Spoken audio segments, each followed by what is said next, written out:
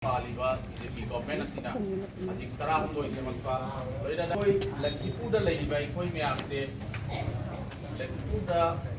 punna mitei pangan amasung Bengali Muslims Bengali amasung tea gardeners si punna makse punnuna Lakhipur ki sakkam ama leirambase handak paliba BJP government asina Election Commission of India ki through the मकोई पुजिन जाऊदुना मचेत गायरगा तुंगदा असिगगी कनागुंबा मिहुत अमा थोको नमदबगी पुजिन अकोई लालों सिलीबसी असिगी मायोक्ता अकोई जानिंगदे आयना ngasi ma'am पुलीबनी असि कुंभम कोपरा आयना खली बरंगदी अकोई जुनभम मसे कनबै तमकिनी ngasi अकोइना कोइबसी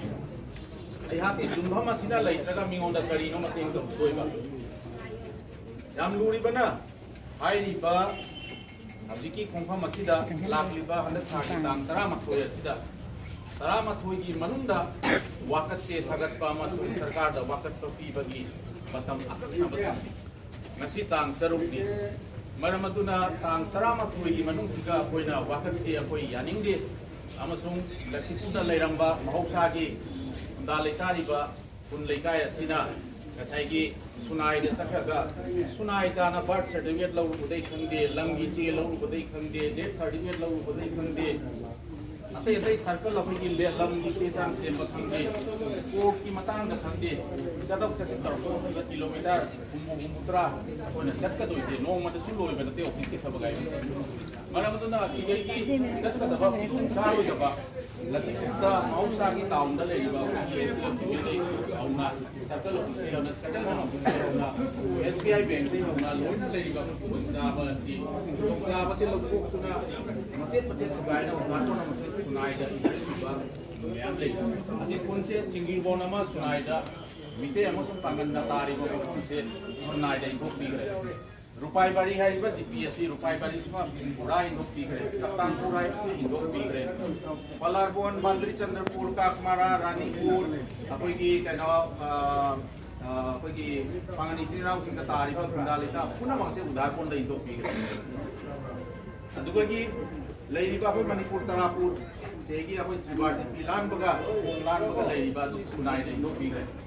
aduga ki apoi Sribardi leiri ba macet Sribar part 4 ai ki sunai le indok pi gre asumna tauna paliba sarkar asida ngasai ki haukiba matamda 2021 da Vidhan Sabha election da MLA election da vote khangida pham se Lakhipuda lokhoga maham ato da indok pagi lalong to si janing da ba oi na si lepi bani aduna ngasai ki yamana hai diba abak ya thadok tuna alu ka thadoga ngasi kulli ba si asi kulli bai marang se apoi myam oi marang di ai gi yum masi sunai da bongro yum masi udhar ko da bongro Lakhipuda leiramba si ba to leiri ba BJP sarkar sina torok ba si china si apoi yaning de hai ba si gi wakat se ngasi STO civil da piraga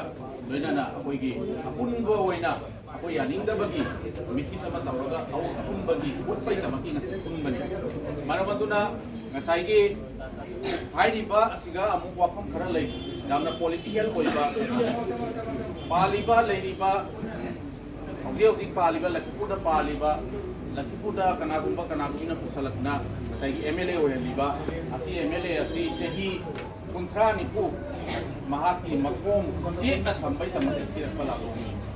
maramdi politics ai se rajniti ai se platform momo party degi sadan ko jai mu ko jai atubu ngasai gi leiriba khara masai gi akoi gi bagan ama soktre atai leiriba BJP da vote thada basing siri amuk kau soktre makoina ado ngasai gi BJP da thada gi da puna mak soklaga ai taurai basi kung da su ngasai gi kun lehauri ba khara janing da ba leiraga su makoina bidraga su hapdraga su तो अदुगी कनो तुदा तुंगदा अखोई लालों सिलाई बा लालों asi masi se अखोई तुंगदा कोई अमुगना थोक ngमोय दबगी ngमहंदना बगी तौरी बा सिल्ली बा si कोई अकन बदा जानिंग दबु पसे अखोई दा कोपम कुई याना खल्ली मरम दना ngasi pili ba bi mukna ngasi hai ba dumi da sidagi अखोई gi leiri ba delimitation asida Lakhipuda bu macet macet driver si jaroi hai ba sigi wafam asina lepri bau akoi mayam leptadana chathakadaba andolon ama mayamna lepigani haina khanjai mayam lepigadra wam kannabagi tamki mayam lepigadra atuna ngasai gi thabak chinba leiragasu thabak kya leiragasu punamak thadoga akoi jumban kanbagi tamaki akoi punamak tungda thokani haibasima warren sima ayaki maigidi thajabam thamaga ngasigi tinbiriba lakpiriba mipum khudimako ayakna thagachaba uchari maramdi lakipuri tamaki mayamna thupiduna ngasi lakpiraga tawgodaba thoram asiu mapung phan baigi tamaki masima khaijaraga mayamni mafam degi ayaki tentak toba wafam masima jang asida uthajare mayam ko kuno from jaraga Michael tung haje ke mai kiron so haje bangla khara tung haje ko mayam na khang do bomna ai United Club Organization ki Lakshmi Club maya club mayam amaki ai komoda president amoina ko ki adidi maya pa ni limbi ri ba ding mat fonda ngako nanga ai na haje ga amana ngasi ngarang ke mogi police ki mai degi machine thi ngam dana phone tawre ai khangna ai pai de adu akoigi keno khangdu jamuri duna maram oraga ngasi yu mangan badagi moina mathang gi tawre se relation phajaroi sini moina thingi se anga aina chatkani si aina hari se chalo de bagi maram leite asigi ganatantri lebak amada democracy lebak amada ai koi sarkar na thabak khangde adidi department namna tawat khangde adidi bioi ba amana tawat khangde madu gi do janing de bagi khalau natraga janing de bagi miyam gi wakal madu do miyam da khangan bai tam ka ai koi chat bagi tam ka ai koi right lei tuna chat kani asini aduwa adu chat ba jate na dc ga sp ga kana thingai hai adu akwena chalpasiga kareemta langdana chatkadaba leiragadi adu kaibal lenge aduna chalan view haibneba aduna moina haisina chattadana noina AGO da koi keno memorandum petition view adu petition basiga mi khara chappiu haibasi mi ma'am chappiu haibna adu jaroi haina ai kanna nui aduna moi ngasai dagi ai ke target tawri yan hamda moina phadu se ai buni adu ti edam leike adu kerinda ai kite aduna masiga aina mayam da haijin kibadi langose mayam da haijin ningi badi ai koi se thingna bagi moina lambi mathirkani moina pambi base ai koi se law khomba aduga maduga bhaduba natragana aikoina lambi da lakpa rickshaw khangde gari khangde aikoina law khomna tawraba maduga moina case palkani aduma leire adai atupa bibam amadana kari leiri aikoigi akoi law khomoi haibadagi moina aja mamam khasi bi base karmain pi gi haibada asi aina losing ama khak tawraga gan tawri akoi asgegi chalaga MLA da memorandum pisangani yes atusu jai hai adi MLA ki matunda A2 da pisangani hai adu MLA pisanga matunda A2 ho chapa se miam japinu hai adugi matangda aikoi namna chatna bokhnasi aduga police ka puna chaina ba langna khotna ba adugu madi aikoi tawdana bokhnasi karina de moina maran ti duini aikoi da maran ti daga block tawna bokna bi ba aikoi se success oi gi de haiba pro ni moina adui photo thokna ba mayamna tawsi aduna karigumba aikoi se moina karigumba khatna bullet bol digi chalan de haibu taragadi aikoi gari thunga ke video office mamango ko mya kanhan ba moina hai ei jo mo office mamanga memorandum chen mamanga bi myam la ni hai adu main to sin ko আমাদের বাঙালি সম্প্রদায় সবাইকে আমি নমস্কার দেখো আমরা চেষ্টা করতেছি আমরা এই রিলে ধ্বংস করার জন্য বন্ধ করার জন্য পুলিশের প্রশাসনে খুব চেষ্টা করতেছে এই জন্যে আমরা কী করবো আমরা প্রথম গিয়ে এখানে MLA-কে আমরা করবো মেমোরেন্ডাম সাবমিট করবো তারপরে আমরা SDO-কে সাবমিট করার জন্য এখান থেকে আমরা SDO অফিস পর্যন্ত যাবো এটার মধ্যে যদি তারা বন্ধ করে তবু আমরা যাওয়ার চেষ্টা করব কিন্তু কেউ আমরা মানে বিজেপি মুর্দাবাদ মুর্দাবাদ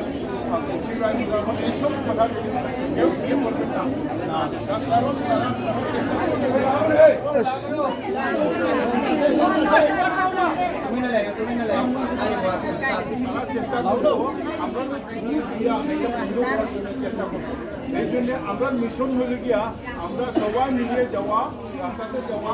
তারপরে মেমোরেন্ডাম দেওয়া এইটাই আমরা খালি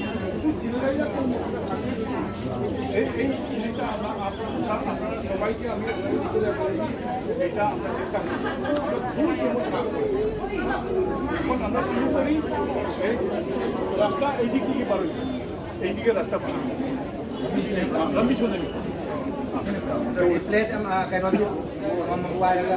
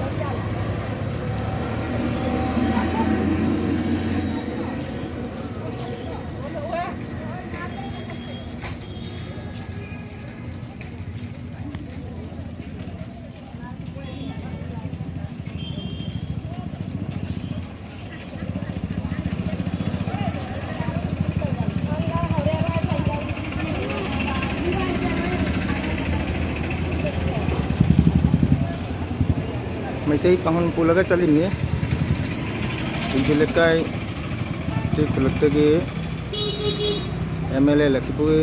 Koksira MLA unara me hajik Lakhipur SDO pista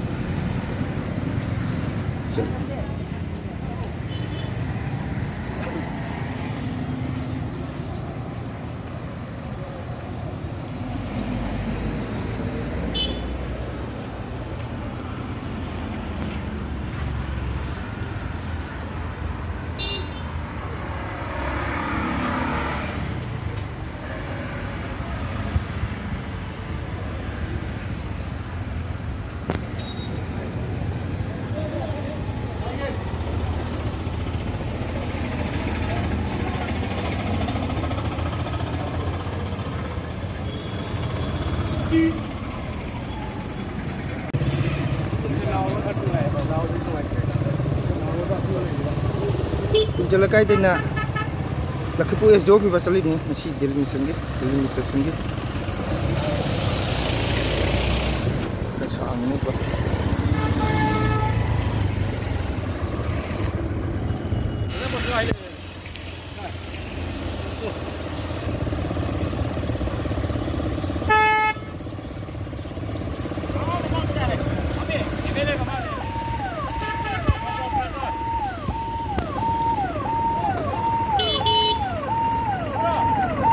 siapa mana ni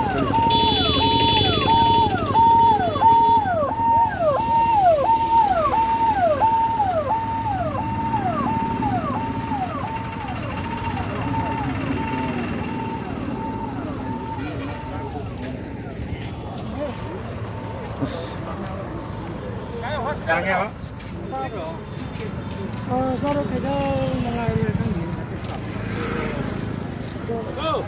season orang ni, kami sekolah mengira kalau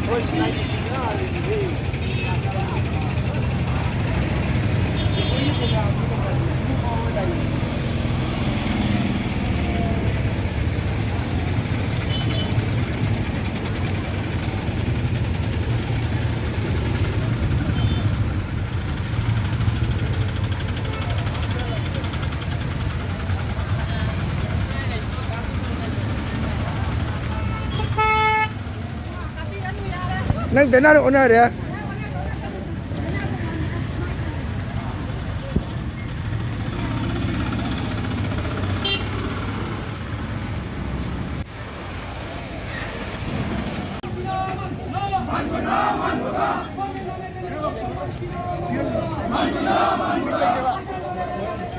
Dirimikisan gi hojik Lakhipu SDO office jawre. Hojik Lakhipu SDO jawre hojik. Dirimikisan gi hojik from Sami Taurani SDO office ta.